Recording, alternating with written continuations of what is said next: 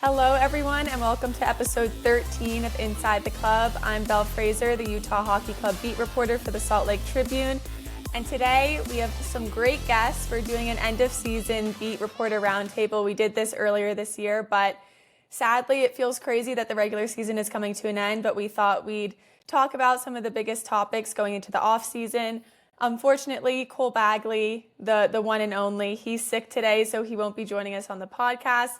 But I am joined by Ryan and Brogan. Thank you guys so much for being here. Very excited to talk with you guys. If you just want to intro yourselves, I'll let you do that. I'm Ryan Miller, beat writer for KSL.com. And I'm Brogan Houston. I'm also a beat writer. I'm with Deseret News. Amazing. I mean, I'll ask how you guys are. We saw each other like 40 minutes ago at practice. But how has everyone been since we drove back from the Oval and started recording this? So good. I picked up an IKEA order and now I'm home. What'd you get from IKEA? Deco strips for making my kitchen look more fancy. I don't know. Love it. Brogan, anything exciting happened in the last hour? Made my chicken burger that I was telling you guys about. There you go. Yeah. Made one for my wife too. She just got home, so it was good timing. Yeah, we were waiting to talk to Coach today. For reference, it's Friday the 4th, question mark? Yeah. It's definitely a Friday, but we were talking about Brogan's chicken burgers and how many chicken burgers we all want to eat this summer. So comment down below if you also like chicken burgers. That was the main thing we talked about today at practice. But now we will get into some more hockey-specific questions. Thank you, everyone, for submitting them on Twitter. Appreciate the input. And I'll just read them out, and we'll go around and kind of give our opinions. We'll start off with a fun one. The question is, I want to go see the team on the road next year, so I want opinions on who is the best arena, atmosphere, food, etc. Vancouver. 100. No, I haven't been to a ton of road games, but I have most NBA cities and NHL cities are pretty similar. Vancouver is probably one of my favorite road trips I've ever been on, both on an NHL beat or NBA beat. So yeah, gorgeous. Arena's cool. It's like not the greatest arena, but the surrounding area is fantastic, and that's what you're going on the road for. So yeah, I vote Vancouver. Brogan, I agree with you, Ryan.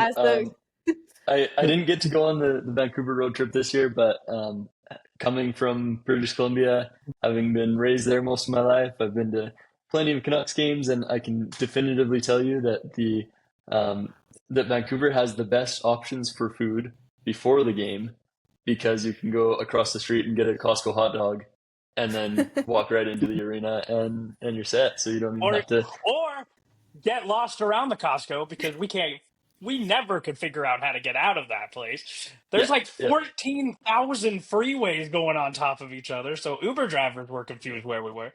Other than that, great time. Yeah, the Costco was like the North Star for the Uber pickup. We were very confused where we were, but we were like, just meet us at Costco. But I agree. Definitely Vancouver was by far the best place I think I've been this season.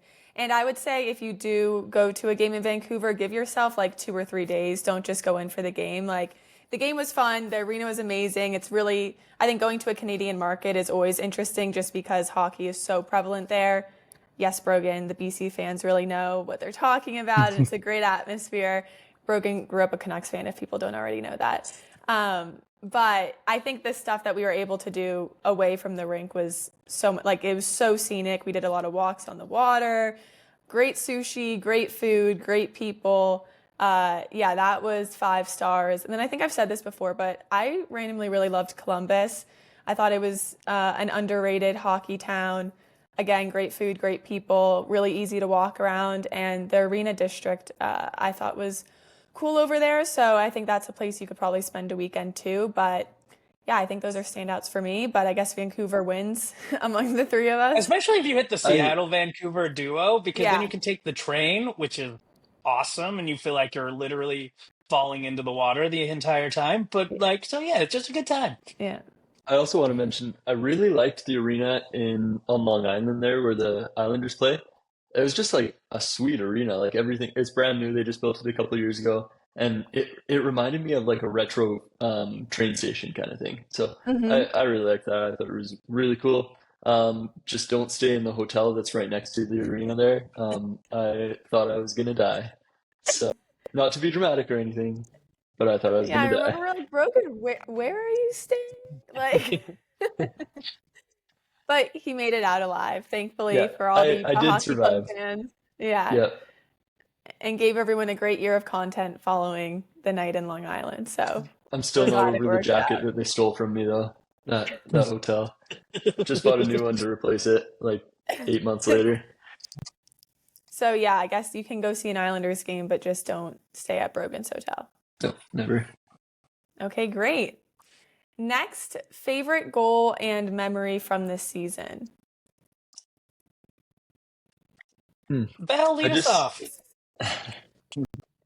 I mean, I feel like I have a couple favorite goals. They were all overtime, which I feel like is easy because they're just most exciting. I think Clayton Keller's overtime goal at Madison Square Garden against the Rangers was a great one. Obviously, it was fun being in New York as a Rangers fan, but that game too.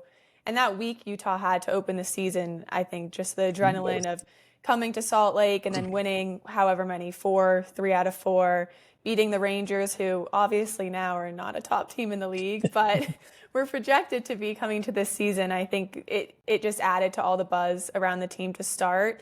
I also think Michael Kessering's goal against the Boston Bruins in overtime at Delta Center, that was when a lot of the defensemen are out, and usually Michael Kessling would not be on the ice for 3-on-3 overtime in that situation, but he was. It was against his childhood team, and he got the game winner. It was kind of lucky for us. It was an easy storyline. Hometown kid gets the game winner against his childhood team, but I think it's cool just the human aspects of these athletes. And then Sergachev's goal against Vancouver in overtime at Delta Center. I think that was the most excited and loud I've seen Delta Center.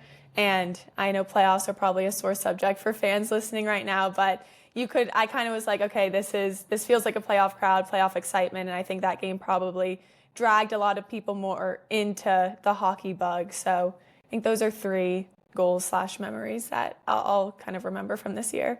Yeah, outside of that, like I know it's cliche, but that first one I've always thought was cool because of how it happened. It was quick and it was obvious. Like Hmm. everyone could see the puck go in, and it was like this big eruption of like, okay, hockey is here. It is fun. It's a good time.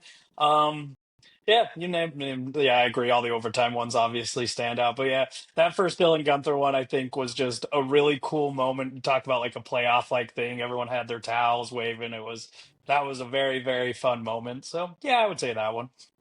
I think as far as moments go, rather than goals, I really liked that first preseason game where, like, I know it's just a preseason game, but it was so loud in there. I could not believe how loud it got in that building. And there's very rarely ever been a sold out preseason game in the NHL, but for obvious reasons, this one was, and it was just mind boggling. Like at points, it felt like you had to cover your ears or sacrifice your long term hearing, and so it's a good option to have to make a choice out of those two. Yeah, it's wild thinking back all the way to then. In some respects, I feel like the season's gone by so quickly, and then obviously, Brogan, you bring up preseason, and like that feels like 1,000 years ago. Hmm. But very bittersweet this time of the year. I feel like when we actually have time to reflect on all the things we've gotten to cover and all the things the team have done. But those are some good highlights for sure. Going more into the offseason and offseason plans for this team coming out of the inaugural year and going into its second year in Salt Lake City, this question is, what will the team need to address this summer to ensure they make the postseason in 2025-26? Bill, I think you have a strong opinion on at least the forwards you were telling us Yeah, today. I mean, we were talking about this at practice today, just spitballing. I think I talked about this in a previous podcast too, but I just think they need a real top 6 center. We were looking 3-4 years into the future. Who knows if Kevin Stenlund will re-sign after his 2-year deal is up, but we were talking about Jack McBain, how he's going to be a restricted free agent this year and what kind of deal he might get with Utah. And we were saying on a contending team or a team that's making the playoffs every year, you probably want McBain as your 4th-line center, bottom 6 center, then Barrett Hayton as 3rd, Logan Cooley as 1st or 2nd, and then another guy in there who is just a top center in the league and you can rely on. That's no dig at Barrett Hayton. We've said this before. None of this is personal. It's just when you look at the roster construction of successful teams, it feels like the personnel to almost be really strong down the middle. And we'll talk about this later in the podcast with the prospects coming in, and maybe you just wait it out for the transition of those guys coming into the league too, and you don't spend on it this summer. But I think either a center or just a goal scorer. Like, there's so many times this season where I feel like after the game, the players will just be like, well, we needed to score another goal. Dylan Guenther actually said that last night after they lost to the LA Kings. I feel like a lot of the games this season have just been needing that back-breaking goal, not from Clayton Keller or from Logan Cooley or from Dylan Guenther. So I think just bringing in sharpshooter. I think they're set on defense. We also talked about that today. I don't know if you guys want to touch on that, but yeah, I think it's just a little bit more strength and star power up front, and then goaltending too. I'm sure we'll talk about Vejmelka, but depending on, Connor Ingram coming back and, the events around that, I think they need a legit backup. They need a 1-2, and that might be something they have to look for this summer as well. Yeah, I think you hit it right on the head there. Goaltending especially, I think, it's a really sensitive subject, but they have to make sure that they cover all their bases and that they're not, in a position where they have only one goalie to start, consecutively. And so, whether that means Ingram is 100% healthy or maybe they go out in free agency and get somebody or make a trade, I do think that they need to have a solid plan, whatever that is, for goaltending for next year. Because next year could realistically be a playoff year for them, and they're not going to get it if they have to start Vejmelka 70 games in the year. And Ingram is signed for next year, so it's like, Yep. I think their hope is that whatever like what he's dealing with kind of gets resolved, and then he does come back, and like he's done that in the past too. So it's not like this is his first go around of kind of dealing with some stuff, and so I think there's a hope there that once he comes back, you do truly have your 1-2. Like, he started the year as their number one, so. But yeah, looking at like free agency, I don't know if there's really that many obvious targets, which is kind of a shame because like everything I've been hearing is like Ryan Smith is like, let's spend some money because like his other team is the Utah Jazz. And, everybody on that team is probably going to make more than anybody on the Utah Hockey Club, really. Not exactly, but your top paid players in the NHL, $13-14 million, that's a bench player in the NBA. So it's not like he's going to be scared of these numbers. But yeah, I just don't know if there's really an obvious guy to be like, to go fully after right now. And so they might, to Belle's point, because you do need that top six center, but you might just have to wait it out for the guys that are already on your roster and on your pipeline to kind of mature.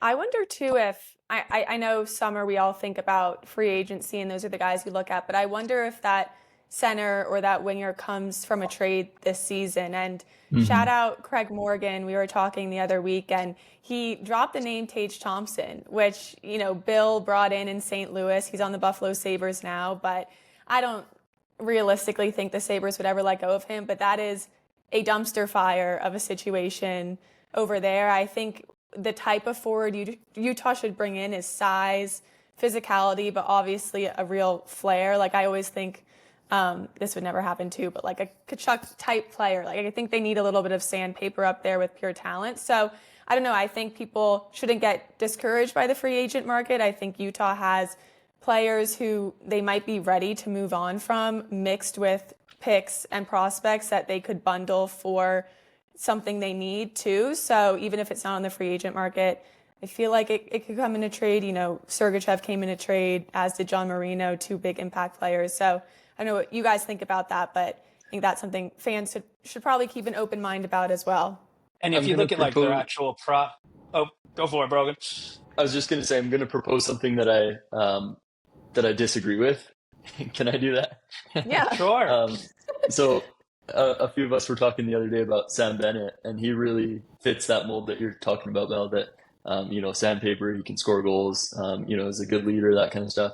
I don't think that he's the right fit for Utah, but if that's what you're looking for, he's available potentially on the free agent market this summer. The reason why I disagree with it is just because he had the opportunity to be that in Calgary, and he didn't pan out until he got to Florida.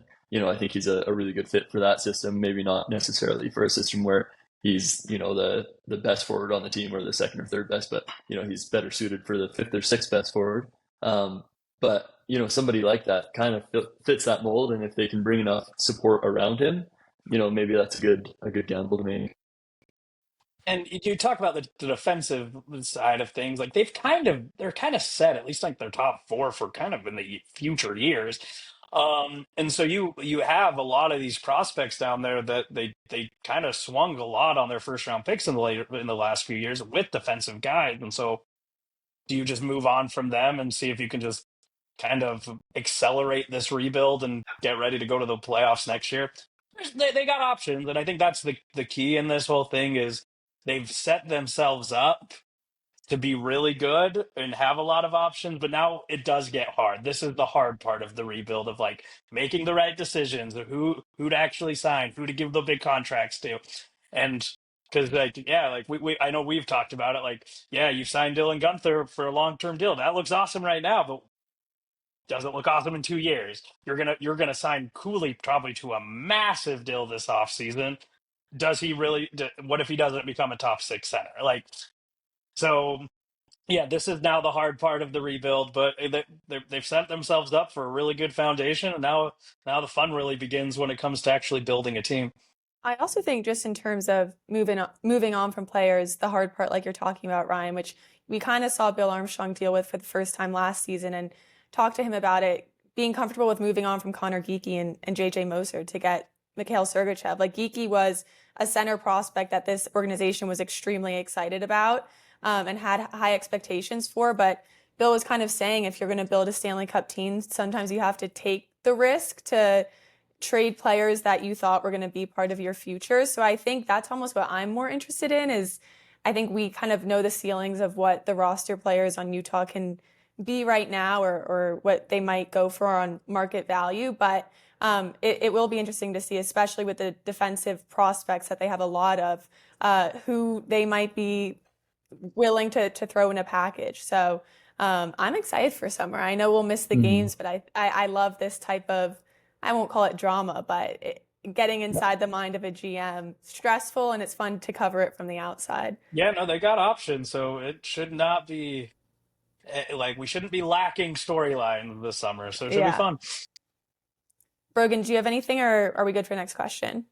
Yeah, I think we're good. Unless you guys want to discuss RFAs, offer sheets. Oh my God. We were joking about offer sheet. This is just this podcast I keep saying we were talking about earlier today. Yeah. We basically had like an off-air podcast at practice today, so we've kind of discussed these things. We had a good hour before our last interview subject was ready, and so we stood around and talked for longer than we wanted to, that's for sure. But We should have Who are the RF? well, with offer sheets, I think we were talking about the St. Louis Blues have just won 11 straight. I think that's a franchise high for them. They forced themselves not just into the playoffs, but above the Minnesota Wild in the standings right now. And that was a team Utah was neck and neck with like 3 weeks ago, which is crazy to think about. But two of their biggest players right now, Doug Armstrong offer sheeted from the Edmonton Oilers, and they've been really big parts of pushing that team, Brogan and Holloway. So I think it opened the door for general managers to think about offer sheets even more. And Brogan made the great point that the GM that Bill Armstrong learned under in St. Louis was, in fact, the man that offer sheeted those two players last year. So, I mean, we're not saying that Bill Armstrong is going to go out and, offer sheet Matthew Nyes, even though that would be fun. But it is something that has been more normalized. And I think the biggest thing, proven to work this year as well. And again, this goes back to if Ryan Smith really wants to spend some money, they might be able to, spook some teams. Like it really, like I'm not saying like he's going to just be willy-nilly about this, but I feel like the sticker shock that some owners may have on some of these deals just will not exist for him. And so yeah, I think an RFA could be kind of fun because like, for example, the Jazz have been kind of hosed on these for a little bit. Like, people send these poison pill contracts, and in the past, it's like, well, that's not worth it. And you lose good players, and so maybe this is the opposite, where they can send that poison pill deal and yeah, still some guys from people that. So, Brogan, I want to hear your RFAs. Who do you I want was them going to to say, offer sheet? Brogan, who would you offer sheet if you're the GM? I'd have to go through the list and look again. I had a list. Let me see if I can find it on my computer here. Sorry. Good podcasting. Yeah. Let me get back to you on that one. I don't want to use all your dead Okay. air. But yeah, no, I just think that it's a viable option for sure. And the other aspect of that is that in order to compensate for offer sheets, you have to have your own draft picks. It can't be somebody else's draft picks, and Yeah. it has to be the next year that you have to have those picks. And so by the time they'll be able to send out any offer sheets, it'll be already past the 2025 draft, so they need to use 26 picks. And they're one of the teams that has every single 26 pick still in their system. So that's a huge I was going to say, that bonus actually for works in their them. benefit. Yeah. Yeah, and not only that, but they also have a few extra second and third rounders from other teams in that year. So they could, realistically give away their own second and third and fourth round picks and still have just as many picks as they would have had they not made any trades or offer sheets. So I think All it I'll makes say sense. I is think they've got Logan it. Coolin and Matthew Go ahead. Nyes were on the best line in college hockey together at University of Minnesota. So didn't win a national championship, but they were the best line in hockey. That would be so fun. Funnily enough, Snuggerud, who's the other guy in that line, is in St. Louis right now. So I was just gonna say small that. world. Yeah, Yeah. I don't think he's ready for an Okay. offer sheet yet, but eventually. No, but yeah, double up. Moving on from our offer sheet rumors, basically just manifesting things we want to happen this summer. The next question is, which player do you think fans should keep their eyes on in the next coming season? And if you had to pick a player that catches your eye every game, who would it be? I'll go obvious. Logan Cooley's looking for a highlight reel play the last few weeks, I feel like. I think he wants that moment of like, look at me going through the entire defense and then scoring. Hasn't quite finished any of those, but he has had the puck on the string. That's the obvious one. But I really do feel that the future of this franchise kind of is determined by how good Logan Cooley and Dylan Gunther is. Everyone else, it's like, yep, like those are going to be good depth guys, everything. If those two guys are your studs, you'll be good for a decade. If they're not, you're going to probably struggle for a little bit. So, yeah, those are always the two that I will always look at. Um, Less obvious, I know we've talked about him a lot. I love Michael Kesselring. I just love what he does on the ice, how he's willing to shoot, that he has kind of the chip on his shoulder guy. And so like I love to see like his progress this year has been fun to watch, and so I assume that it'll continue going forward too. I think Brogan? Ryan took all the easy answers for sure. I think everybody outside of those guys that you mentioned, we already know what they're going to be in the NHL. Like most of those guys are at their peaks. Maybe some have passed it. Maybe some are just approaching it. But most of the other guys are probably about, what they are right now is what they're going to be. But if we're talking like just fun guys to watch, I'll double down on those. I'll also add Clayton Keller in there. He's just so smart, and I don't think we rate him highly enough for his hockey IQ. That spinorama pass that he made to Dylan Gunther, I think it was against Detroit. He had it on the right wing side, and like when I was in high school, we would have called it a 360 no scope. That pass, he just like spins around, flings it around, and it just goes right onto Gunther's tape and in the back of the net. Plays like that, like that's so hard to do. You can't do that, but Clayton Keller can. Ryan, I agree with you, Brogan. Ryan, I know you have to run in a second. I'll give mine, and then if you want to hop off, Brogan, I can finish the pod. But I was going to say Josh Doan for a player that catches my eye every game. I think he's obviously talked about wanting to get his offensive production up, but that third line right now of Jack McBain, Lawson Krause, and Josh Doan has just been fun to watch in general. But I think Doan all season, no matter who he's with, is making that extra play, is making the block, is getting in on the forecheck, is chipping the puck up one more inch that it doesn't cause a turnover the other way. So I think if you just kind of keep a magnifying glass on him, you kind of see how hard he's working, even though if it doesn't result in points on the score sheet. But recently it has. Bye, Ryan. Thanks for joining. And that's been really fun to watch. In terms of people we're excited to see next year, I mean, I think this could be current roster players or prospects. Brogan, did anyone come to mind for you? Well, first off, I gotta say, good call on the Dome thing. He has not hit his peak. Please don't think that I'm saying that. That's one guy that I miss. As far as prospects go, that's something that I've been kind of considering over the last couple of days as I read through my mailbag responses to my mailbag tweet on Monday.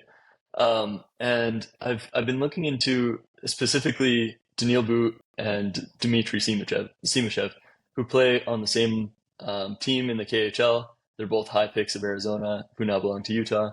And it's very possible that they come over next season to North America. Now, whether they play in the NHL or the AHL, that'll depend on probably how they do in development camp and then training camp, and then maybe they start in the AHL if they don't necessarily look as good in those camps, and maybe they start in the NHL if they do.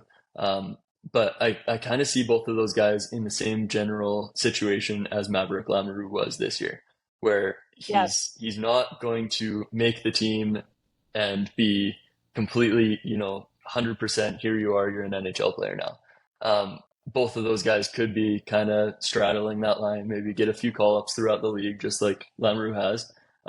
Throughout the year, not the league. Get a few call-ups and just get a chance to prove themselves. And if not, they develop in the AHL, and that's exactly what they're supposed to do. The AHL is the development league. The NHL is you play hockey league. And so I think that you can't really lose in any of those situations unless, of course, they don't pan out the way that you want them to, and then you see what you can do from there.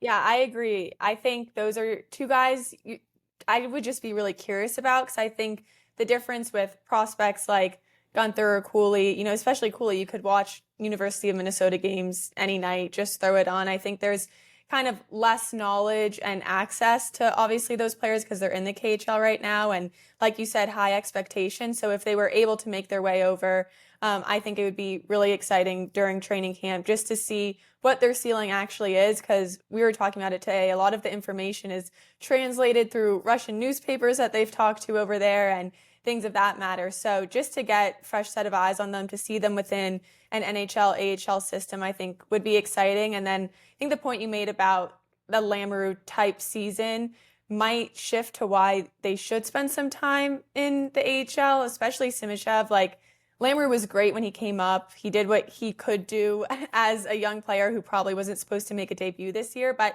they sent him back down because it doesn't make sense to have a prospect you want to develop be your sixth or seventh defenseman, practice once a week with an NHL team. So I think if fans are disappointed if those guys come over and are in the AHL, it really is the best thing. You want them to get adjusted to the style of play over here instead of sitting on the bench, sitting in the press box, and not getting a lot of ice time during practice. So those are definitely two guys I'd look for this summer, news around that, and then seeing how they acclimate for sure. I'd also add that if they do come over to North America, wherever they play, they'll probably get the chance to develop a little stronger than they would in the KHL. Not that the KHL is not a good league; it's arguably the second or third best in the world, depending on where you rate the AHL. But young kids in the KHL very, very rarely get top ice time because the coaches over there know that the top players are just going to come over to the NHL anyway, and so they don't waste their time and their resources developing players over there as much as NHL teams do. And so I think coming over here would be a good thing for both of those guys, just in terms of becoming better hockey players. That's interesting. I never even thought of it from that perspective, but that's a good point, Brogan. Okay, we're getting into the final questions here. These are kind of superlatives. The question is, who would you vote as most improved, best locker room guy, and most criminally underrated player? We can start with most improved. Give me 1 second to think here. I know I'm pulling up the roster as we talk. Yeah, I think I gotta say Karel Vejmelka for most improved. I Most improved. remember Okay. I think it was in training camp, you, me, and Cole, we were all talking and we were saying, like who's gonna be the starter, like how many games is Ingram gonna play, how many is Vejmelka gonna play. Obviously, the whole, Hmm. all of Ingram's difficulties this year have changed that result a lot. But I remember saying earlier in the year, like, oh yeah, I think like Vejmelka's gonna get, roughly half the starts, maybe a little more, maybe a little less. And we were Um, like, what? You yeah, think and they're gonna you guys all called me crazy. split? But I do think that he's proven that that's at least the type of goaltender he is, if not a true number one. And he's taken this last 20 games and run with it, and he's done an exceptional job with a few exceptions. Yeah. I mean, I agree with that. So I guess I'll pick someone else, but I would agree with Karel Vejmelka. I mean, Logan Cooley, I think we're so used to his consistency and Hmm. two-way play now, and he talked a lot about wanting to sharpen his defensive game this year. And he had a rocky, not numbers wise, but rookie season. He came in, he was living with Michael Grabner, which is awesome, but he's coming out of college, living with the family. There's all the noise around Arizona. Like, I can't imagine that being your introduction into the NHL. So I think for him coming in this year and again, consistency, like someone asked Andre about it today. What's the biggest challenge or the biggest goal for young guys? And he said it was consistency. And I think Cooley, compared to the beginning of the season, has really found that, especially after coming back from injury and snapping that pointless drought. So I think expectations were high from him. So maybe it's hard to put him as most improved. Maybe you throw Michael Kesslering in there too. Hmm. They've kind of been our answers for a lot of these, but I think those are just guys who have kind of heightened their trajectory this year from what people maybe thought it would be for a second full year in the NHL. Um, okay, next one, best locker room guy. That's a really it's kind of a tough one for us to answer because we're only in there for the formal interviews, right? We're not in there as much for when the guys are joking around, but every now and then we are. And I definitely think that that Gunther McBain kind of thing, they keep everybody light. Whenever I talk to anybody about those two, they always, have a smile on their face because they like everybody likes those guys. So that's what comes to mind at first. Yeah, I agree. I think also Robert Bertuzzo, I know he's not playing, but everyone has kind of mentioned when you talk about veteran leadership or, like you said, keeping the room light or playing music or setting up dinners on the road. Bertuzzo's been traveling with the team. People always mention him. He's won a Stanley Cup. He's been in the league forever. I think he just gets how to gel a locker room. I think an obvious one is Liam O'Brien, although he's injured right now. He's always reading out the lineups, getting the guys fired up. Um, yeah, I think the young guys too. Bertuzzo actually talked about this a couple months ago, but he said it's really fun as a veteran coming in and seeing Cooley and Gunther and McBain and all of those guys be excited to be at the rink, be excited to be in the NHL. They're not jaded yet. They're really pushing to be the best that they can. So I think it's probably a nice balance for them. But those are definitely personalities. I feel like throw Sean Dursey in there as well. He feels Hmm. like a big personality glue guy. I'd But also yeah, it mention, seems like a go yeah. Go ahead if ahead. you I was just No, gonna no. say, Mikhail Sergachev really commands respect in the locker room, and I think that's an awesome Hmm. thing to have as well. He's not necessarily the guy that's joking around all the time, from the way I've seen it, but um, for example, there was one day where they were having a team meeting right after practice, and so we're in there doing our interviews, and we're just casually going about it, and then all of a sudden, Mikhail comes in the room and he starts going around to everybody. Okay, team meeting in 5 minutes. Team meeting in 5 minutes. And the second they heard him say that, everybody was packing up and they were out of there because Mikhail Yeah, Sergachev is telling them, "Hey, we got a team I was meeting." packing up. I was like, okay, Yeah, I'm done. Bye. Yeah. yeah.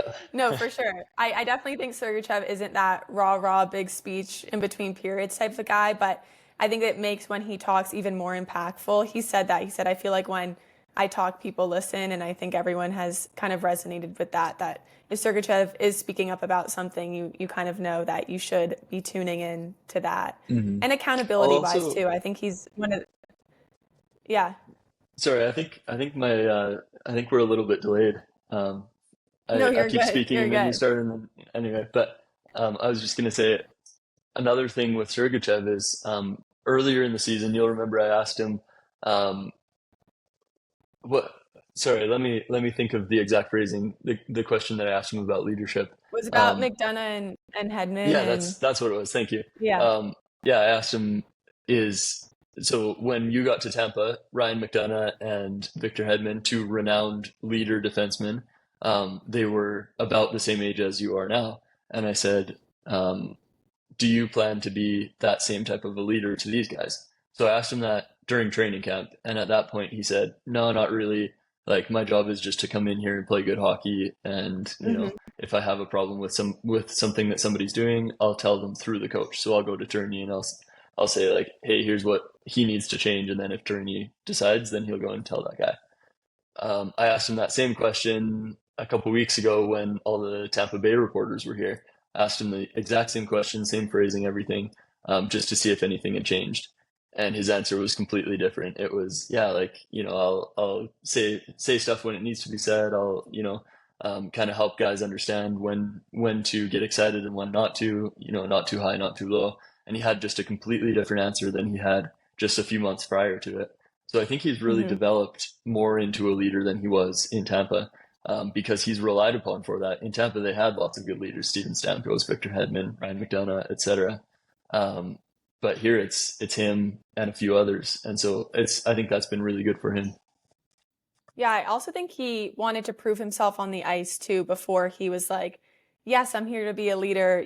He was Hmm. coming back from a terrible injury. I feel like we've talked about this 100 times, but I think once he proved to himself that he could fill that role on the ice in those minutes, then he felt more comfortable talking to the room because he kind of had the work to back it up. But it's been really cool seeing that evolution from him in the room for sure. Quickly about prospects, we didn't talk about Tija Ginla in terms of his chances for making the roster. I'm sure that's someone we'll all talk about a lot this summer, but he did get hip surgery this year at 19. So that's a tough injury to have at that young of an age. He missed the rest of the WHL season. So you have to wonder if that kind of affects his development, his timeline, how healthy he's going to be coming into development camp, training camp, all of that sort. I think, again, like I feel like our answers are pretty similar where yes, they're great prospects, but they'll all probably need a little bit of time to marinate, Hmm. whether that's signing and not signing and staying in the WHL or playing a little bit of time in the AHL. And I think for Tej, it really comes down to health at this point. Hip surgery is no joke, and I don't think they don't need to rush it. It's not like it's do or die with him making the NHL transition or not. So I think if he needs an extra year, they're going to give it to him. They're thinking big picture right now. Yep, I think that's exactly it. And then Cole I agree with Beaudoin, that. I wouldn't be surprised if he made the AHL next year. He still can Yeah. play another He had year a in the great training OHL. camp. Yeah, he was so good at training camp. We all Yeah. thought like, is this kid gonna get like turn pro this year? Like, and I for mean, those he who aren't made it to the familiar with final hockey, day. yeah, exactly. For those who are less familiar with hockey, the first overall pick often plays that next year. The second and third overall picks sometimes do. Pretty much nobody else plays until 2 or 3 years later. He was the Yeah. 24th overall pick, and we were all thinking, is this guy gonna at least, like at least play a few games? Like how's this gonna work? Because that's how good of a training camp he had. So I wouldn't be surprised if he came over next year. He is eligible to play in the AHL next year. He wasn't this year, but he could Yeah. next year. So we'll see if that happens. Yeah. I'll throw him in as an answer to that previous question about people you're excited to see come in next season. I think that'll be a fun one to watch in training camp for all of us. That concludes the questions for this podcast. Brogan, thank you for sticking this out the longest of all the beat writers. I appreciate you taking the time. Thank you for Ryan to joining too.